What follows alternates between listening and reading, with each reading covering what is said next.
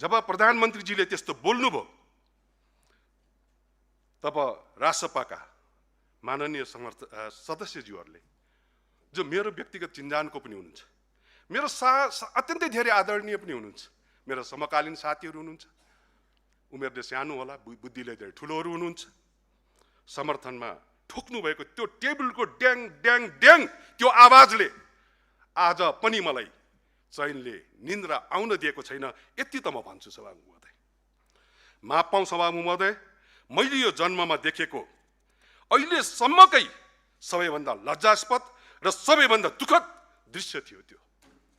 म दुःख व्यक्त गर्दछु।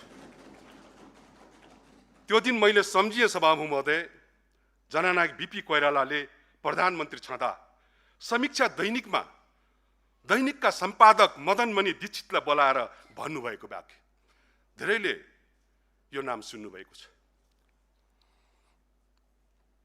मसँग संसदमा 2/3 छ, बीपीले मदनमणि दीक्षितलाई भन्नुभएको, मसँग संसदमा 2/3 छ, मेरो कमजोरी केलाउन प्रतिपक्षको स्वर दोहोरो सुनिएको छैन, त्यसैले मबाट गलत काम हुन नदिन तपाईले आफ्नो पत्रिकाबाट मेरो गल्ती कमजोरी एक केलाएर लेखिदिनुस् है।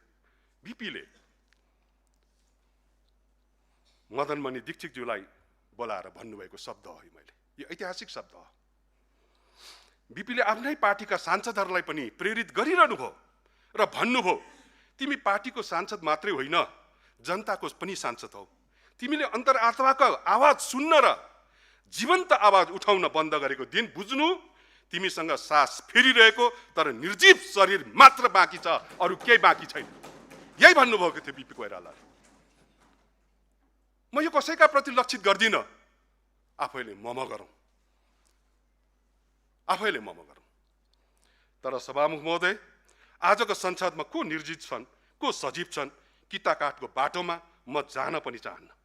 म यति भन्न चाहन्छु, प्रतिपक्ष जिउँदो छ र प्रतिपक्षमा रहेका दलहरू र प्रत्येक सांसदहरू सरकारले गर्ने राम्रो काममा समर्थन र साथ अनि गलत काममा प्रश्न र प्रश्न बोकेर जीवन्त उभिएको छ। यो पनि म यहाँनिर भन्न चाहन्छु।